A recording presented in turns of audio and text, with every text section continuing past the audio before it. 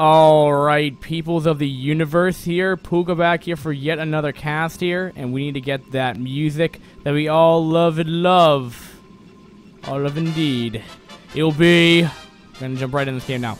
Spawning here at the 12 o'clock... sorry, in the top right corner of... I don't even know what this map is. I didn't pay attention at all. It is gonna be Sniper's Ridge, the updated version as well, so it'll be version 1.1 or whatever the Caspa updated one is, whatever. It's running in the top right as the purple Protoss. It will be Wallace here versus opponent as the white Protoss, the Grandmaster StarCraft 2 Protoss, or Terran or whatever. The GM StarCraft 2 player, it will be Breach here. Don't pay attention to the overlay, it's just been a little bit of a time since I've updated last, as it was last week, I believe, or 2 weeks ago. I forget, I think, was it 2 weeks ago? The round of 32 cast started. I don't even know. But look at that. Wallace was the last guy that we casted last time. So he's going to be the first one, I guess. Alright, all that fun stuff. Purple, purple, purple. Purple, purple, purple. And we're going to be white. And I think the favorite to win this would be Breach. But who knows? Who knows? Breach had a... I think it was a PvP last week as well. It was a really bizarre one. But Breach did come up on top on that. So we should get some Brood War music back on track right here. The first map is going to be on Sniper's Ridge. And so this might be a little bit more of an aggressive Sniper's Ridge.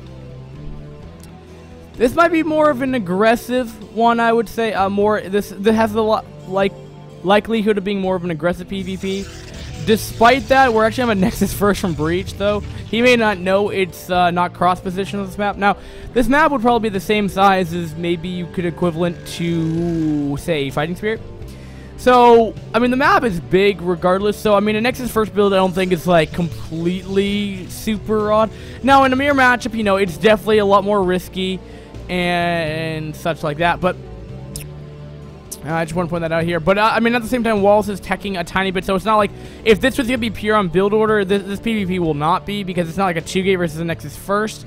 However, Breach is putting up 2 gateways just in case if that's going to happen. So we can help defend a little bit better. I'm going to try to get the stream chat up, as that is sometimes important in a cast. Because sometimes I say something absolutely stupid. And then, you know, from there, we have to find out. And I am very, very hot right now. My keyboard is messing up. And I need to realign a lot of stuff, for sure, because I just don't feel like I'm in the optimal setup for a 5-hour cast. But till that point, I can see Brood War for the time being here. Like I said, there is a second gateway going up here. I also did want to note, though, that this pylon, if you're new to Brood War, that pylon's placed there so you can't put a manor pylon onto these like 4 patches right here, block a lot of probes. That's the reason why. But Breach hasn't really been doing too much. I think that scout might have been... Did that scout get in by Breach? I don't know. Yeah, I did. Okay, so he saw stuff, but because Brood War is old and has a lot of bugs, if you view someone's viewing camera, if before that they viewed something that they can't see it, so like, for example, you see that you didn't see mineral patches here that are obviously still there. They count as a building, so you're not going to see them from his player cam unless he sent out another scouting probe at that point of me viewing him, that you would be able to see it. So it's a little odd, something that definitely should be patched, but I don't think Blizzard's going to be doing any kind of patch recently for Brood War. I think it might be a while. There is a nice scouting probe though for Wallace coming out here. We'll be seeing a forge go up, which is a little odd. Getting very fast upgrades or cannons. I'll wait to see what Wallace has in mind for it.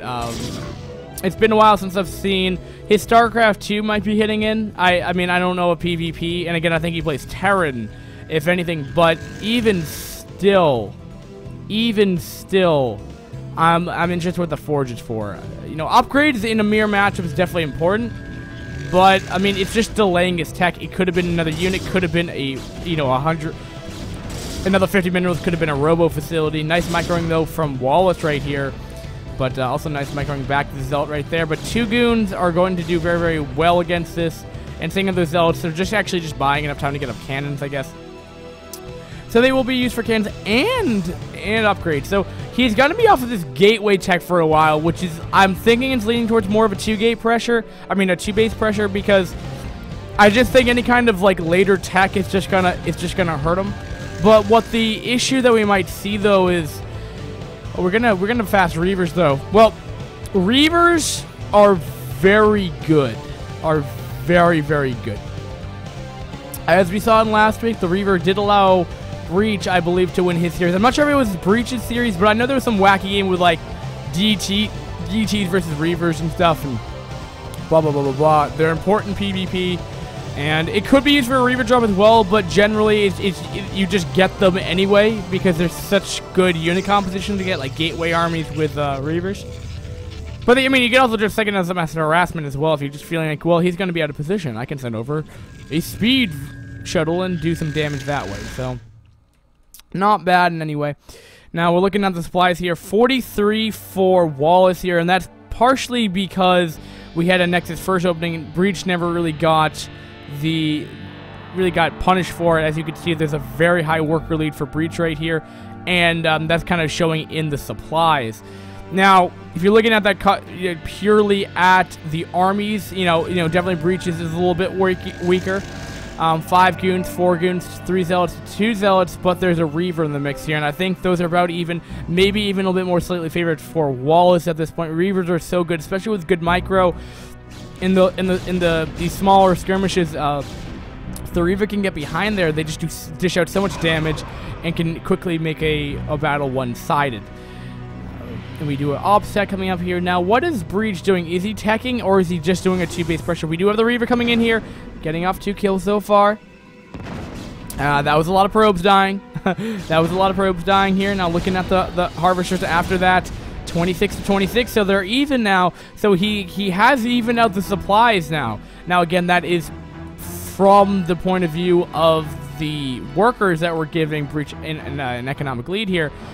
But now he's not necessarily going to have as much gateway production as he would have initially had, which only just weakens his 2-base pressure more. Because I think optimally what Breach... Now, again, I don't know this build that he's going for, but I would say it was going to be like a 2-base timing, maybe with +2, maybe +1.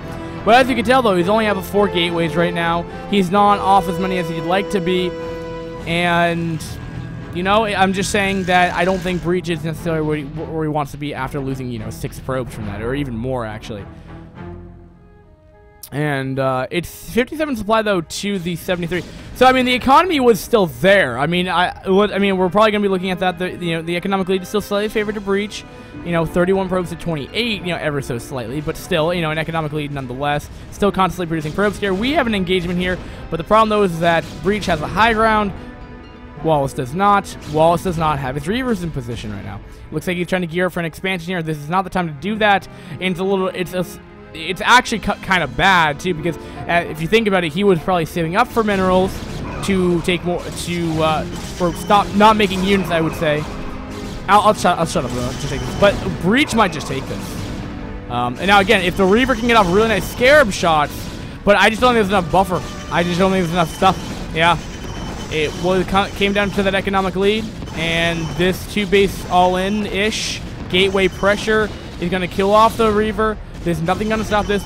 At worst, Breach is going to kill off this Nexus, if not completely win the game here. He may not be able to push up this ramp quite a way, especially with a Reaver probably popping out soon. If he pushes it now, yes, he could probably win the game. Now, does he wait?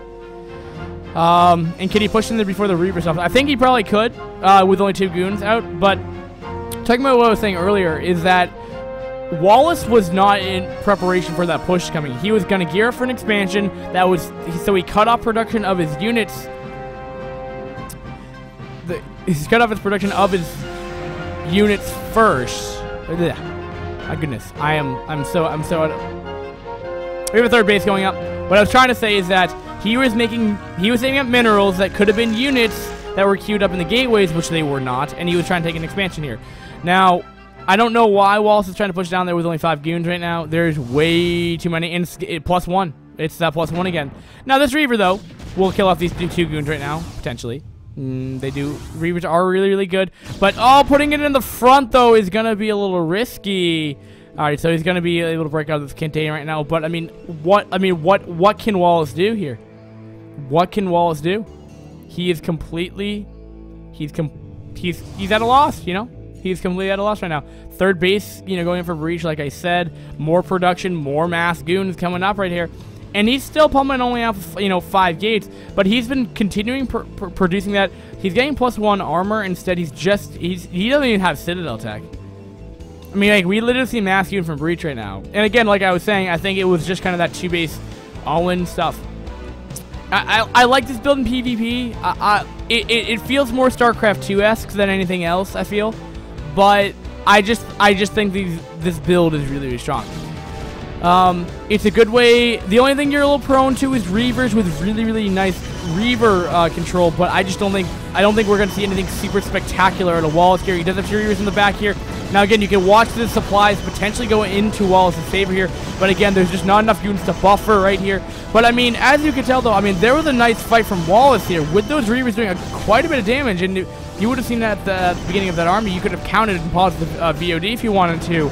I mean, look at that. Like I said, I mean, it can be surprising of how much damage Reavers do. Now, they might not get the kills. Well, this one had 5 kills, and remember that.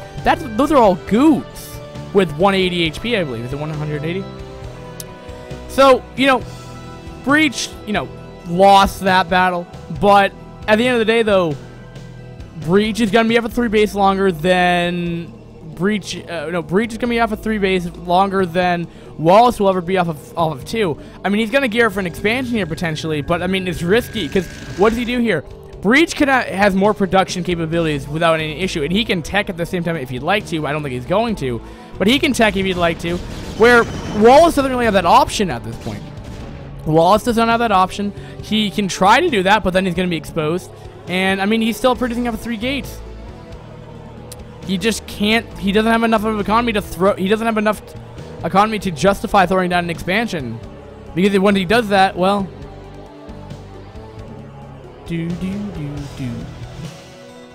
But who knows? Who knows?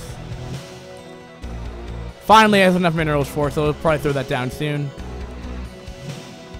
But I mean, also, if you're looking at the now this army can probably take this. But he has a +1. I mean, the upgrades, again, are just going way into Breach's favor right here. He's going to doing a loop around.